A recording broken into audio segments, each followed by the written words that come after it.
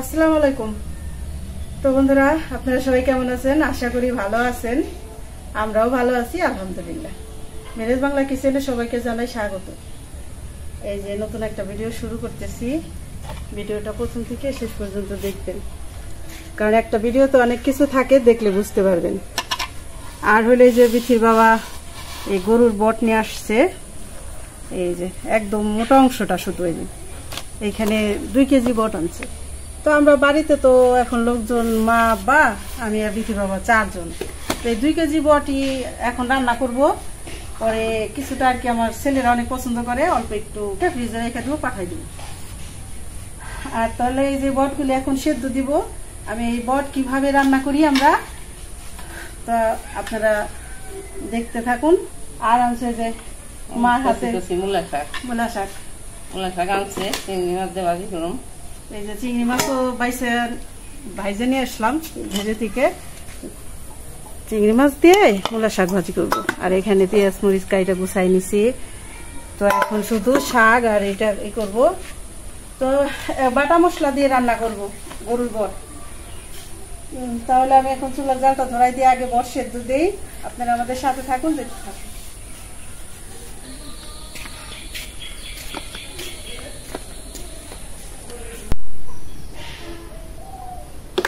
চুলার জালটা ধরাই নিলাম, বট সেদ্ধ করার জন্য পানি বসাই দিই। বিসমিল্লাহির রহমানির রহিম। তো আমি এখন দিয়ে দেই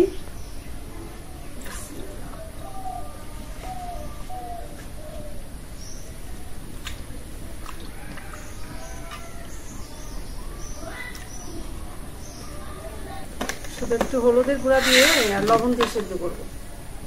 হলুদের গুঁড়াটা দিলে খুব ভালো হয়, একদম পরিষ্কার ধোয়া।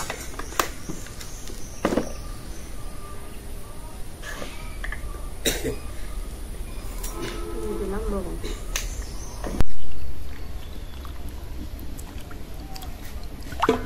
এখন ঢাকনা দিয়ে দিই।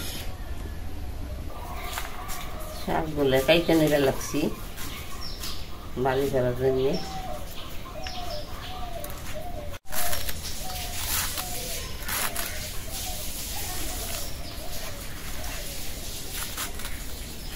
ঢাকনাটা খুলে দেই, বলক এসে সরছে।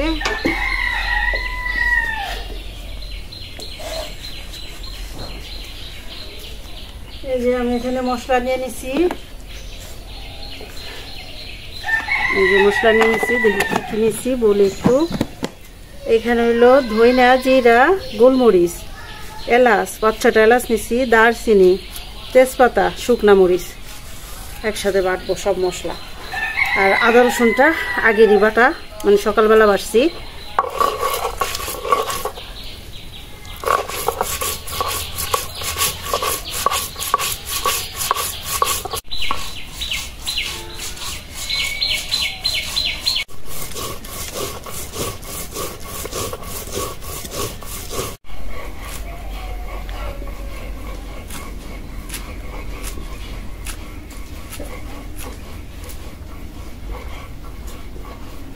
শাক কাটা শেষ।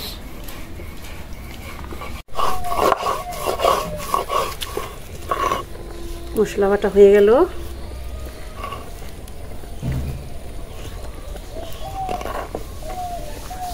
উঠাই নি। এলাচ, দারচিনি, তেজপাতা তো বাইটে দিলাম। মশলা বাটারে একটা দারুণ সুন্দর ফ্লেভার আছে।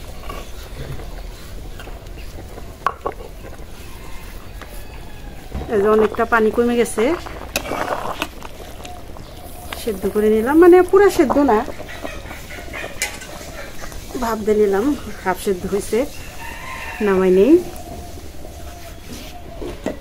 তো এটা তো এখন ঠান্ডা হইব, তারপরে কাটাকাটি করবো, তারপরে রান্না করব। তো এখন ভাতটা বসাই দিয়ে ভাত হইতে থাকে।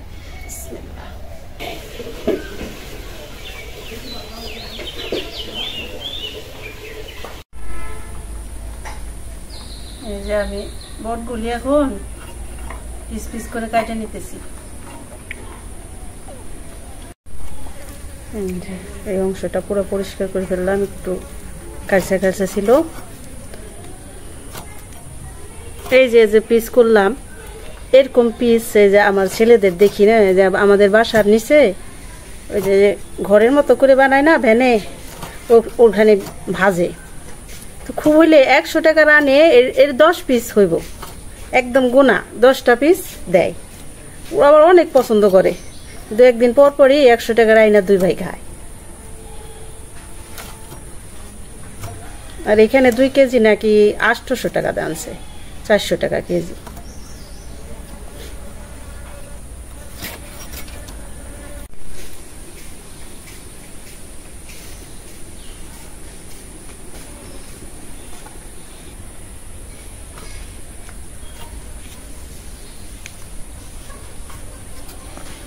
হয়ে গেল আমার বট বানানো।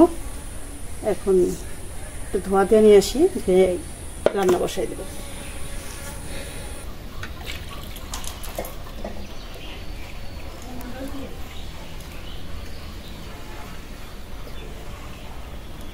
বট রান্না করার জন্য কড়াইটা বসাই দিই। বিসমিল্লাহ। কড়াইটা গরম হয়ে গেছে, তেল দিয়ে দিলাম। তেলটা গরম হয়ে গেছে, দিয়ে দিলাম পেঁয়াজ কুচি। আজকে আর তেজপাতা, আস্ত গরম মশলা দিব না, কারণ সবই বাইটা দিচ্ছি।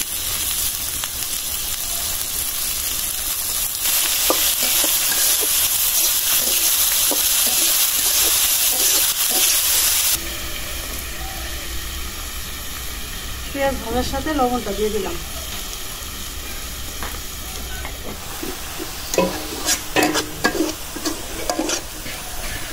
পেঁয়াজটা ভালো করে ভেজে নিলাম।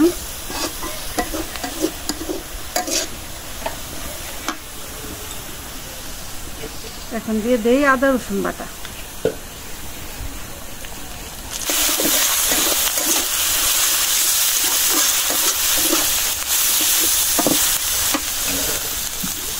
এখন একটু পানি দিয়ে দিই মশলা কষানোর জন্য। এখন দিয়ে দেবো এই যে বাটা মশলা, ধইনা, জিরা, গোলমরিচ, শুকনা মরিচ, এলাচ, দারচিনি।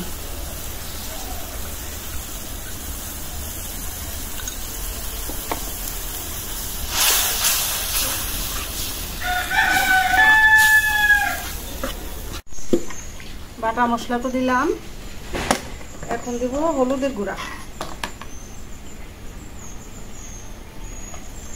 1 চামচ হলুদের গুঁড়া দিয়ে দেব।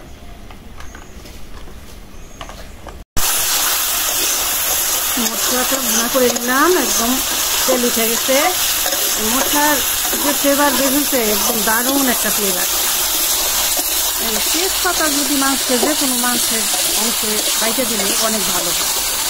আজকে তেজপাতাটা বাইটে দিলাম।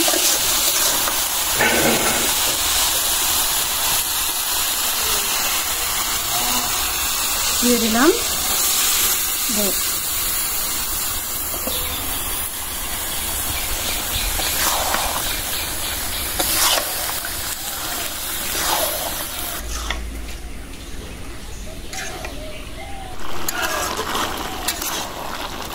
ভালো করে কষাই নিতেছি, আর পানি দিয়ে আসছি আমি ঘেঁষে, গরম পানি।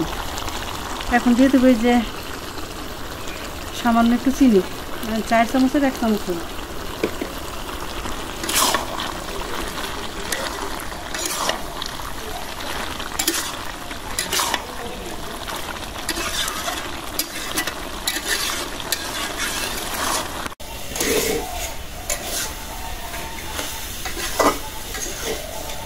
সুন্দর করে কষাই নিলাম।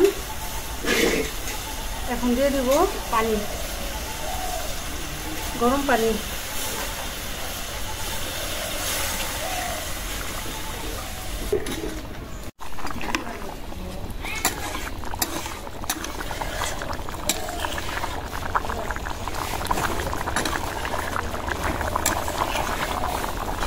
গরুর বটটা যদি একটু নরম হয় তাহলে ভালো লাগে, আর শক্ত হলে তো একদম রাবারের মতো লাগে। এই জন্য একটু ভালো করে রান্না করতে, একটু নরম হয়। গরম পানি দিয়ে দিলাম, এখন দিয়ে দেবো ঢাকনা।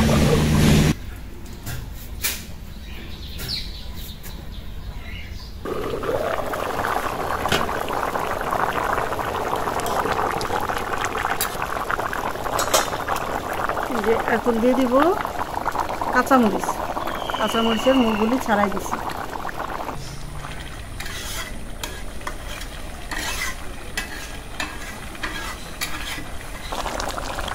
প্রায় পানিটা শুকায় আসছে, মানে ঝোলটা। এখন জিরা গুঁড়া দিয়ে দেই, একটু ঝাল ঝাল হয়েছে, লবণ টবণ সব ঠিক হয়েছে, লবণও দিয়ে দিলাম জিরার গুঁড়া।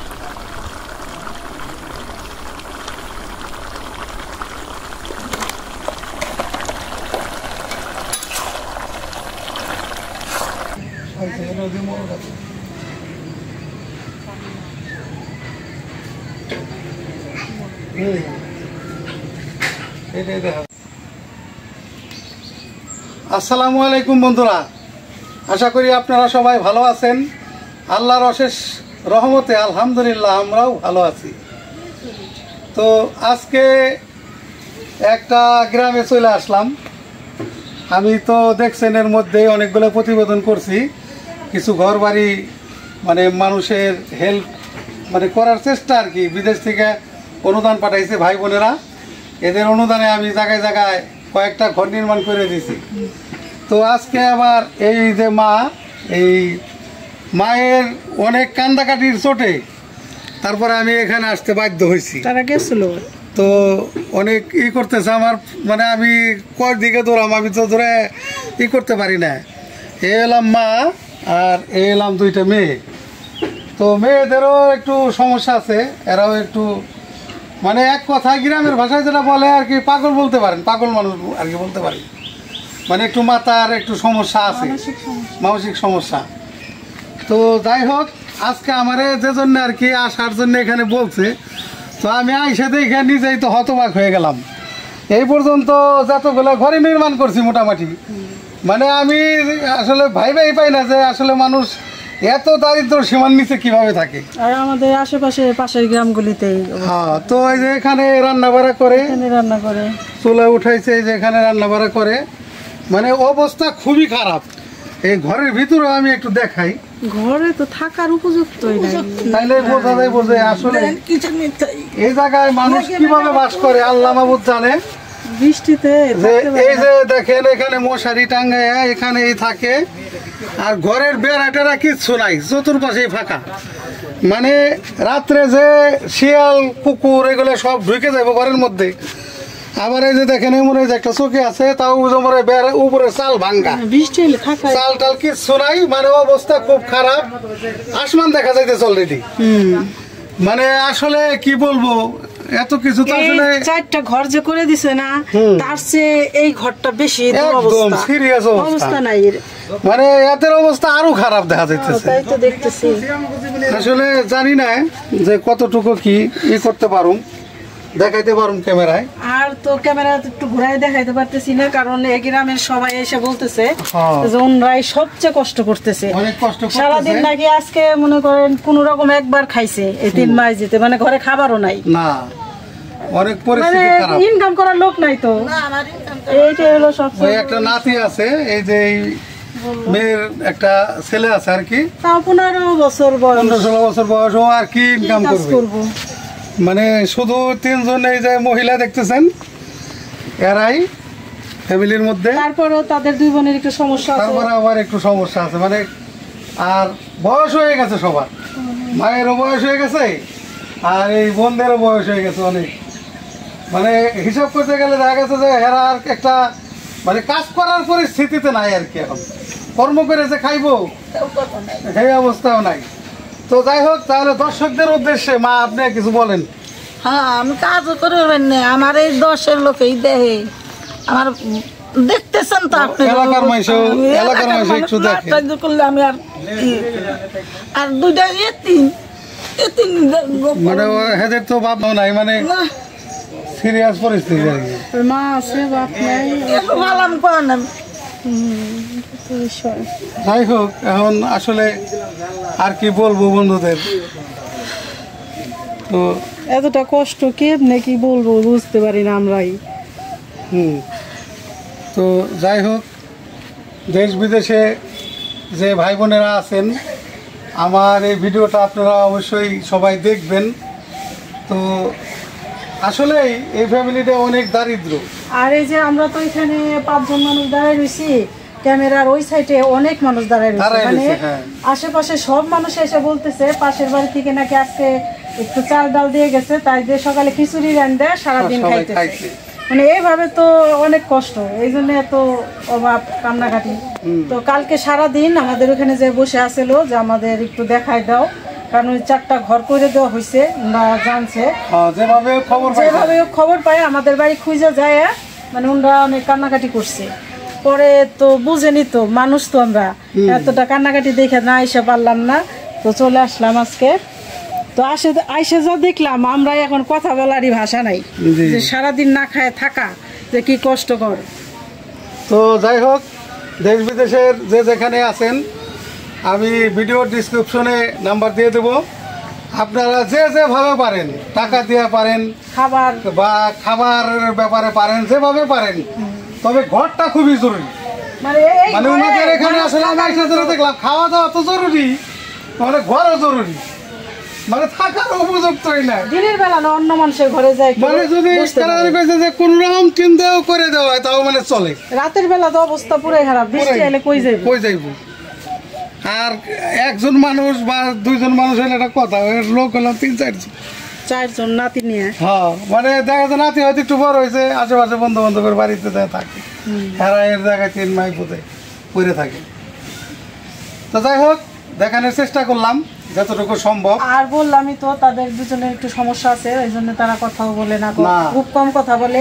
আর যদি কেউ ডাক দেয় কোনো কাজ টাজ করার গ্রামে, সেই কাজ টাজ করে, মানে ওইভাবেই চলে এইরকম। তো যাই হোক, তাহলে আজকে চলে যাই। আপনাদের যদি কারো এরকম হয়, একটু সহানুভূতি হয়, আল্লাহ যদি তকদিরে রাখে আপনাদের এটা দোয়া করেন আল্লাহর কাছে। কাল আপনার যে বাগান পাইছি, এই লইল বড় দুঃখ, আমি কালছি না, কথা তো সত্য। সত্য না কইলাম তো,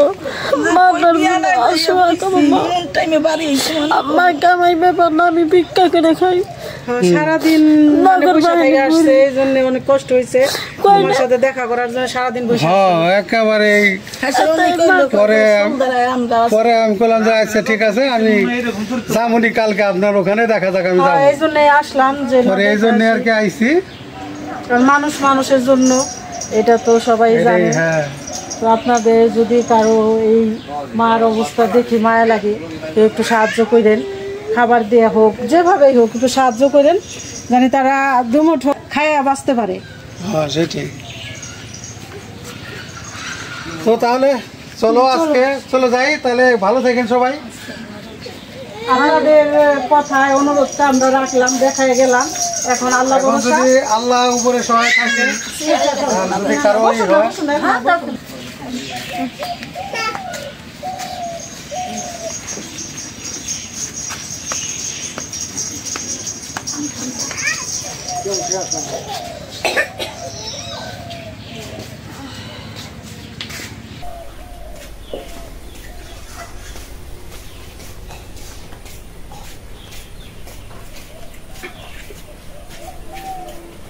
পাগল মন মন রে, মন তো কত কিছু চাই রে।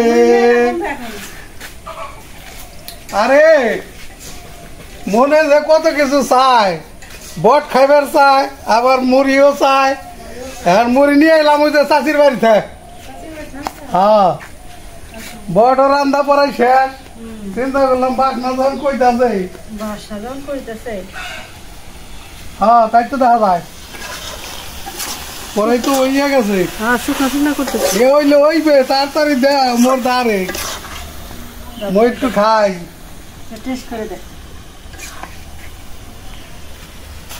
বাস গরম তো, গরম ঠান্ডা হয়নি, বেশি দিলে কি হইবে?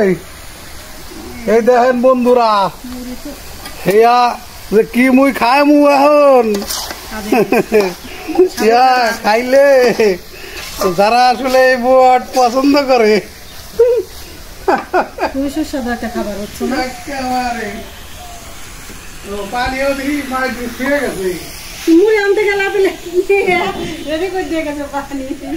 যাক শুরু করে দেই। বিসমিল্লাহির রহমানির রহিম। কি মুড়ি আনলা? ভাজা মুড়ি, বাড়ি ভাজছে নাকি না? হ্যাঁ একেবারে ফার্স্ট ক্লাস।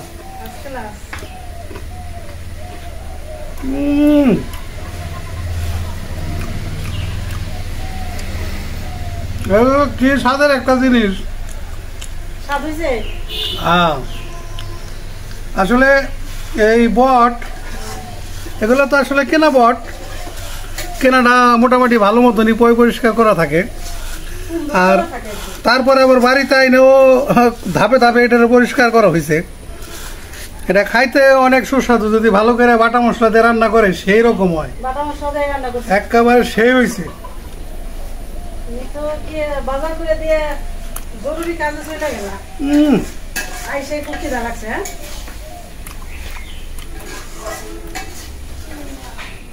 বহু মজা। আরেকটু ভাজুম, আর একটু যাও, আর একটু নরম হলে ভালো হইব। খাওয়ার উপযুক্ত হয়েছে। অলরেডি খাওয়ার উপযুক্ত চলতেছে, সেই রকম হয়েছে। আর তুমি যে মূলা শাক আনছো না, চিংড়ি মাছ বার করছি, চিংড়ি মাছের ভাজুম এখন। তাড়াতাড়ি করো, কি ভালো লাগছে আজকে। মুড়ি খায় ওই যে কি জানি বলে না, মুড়ি খায় পেট জামিন দেই।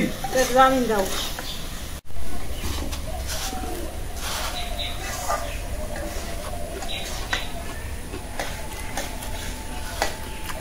সেই মজা।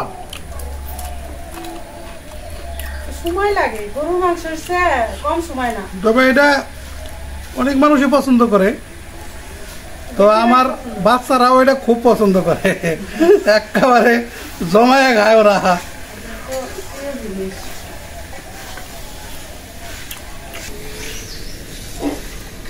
একেবারে আল্লাহর নিয়ামত খাইলাম, আলহামদুলিল্লাহ, বহু মজা। বাস নামাই নিয়ে গেছে, নামাই হেলাও, এখন মনে হয়ে গেছে।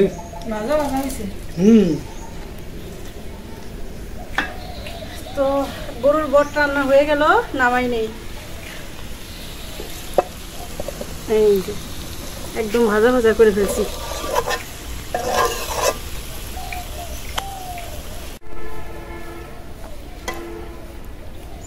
তো বন্ধুরা, ভিডিওটা আর বড় না করলাম, আজকে এই পর্যন্তই। আপনারা ভালো থাকবেন, সুস্থ থাকবেন, আমাদের পাশে থাকবেন, আমাদের চ্যানেলটিকে সাবস্ক্রাইব করবেন। দেখা হবে পরের ভিডিওতে। আল্লাহ হাফেজ।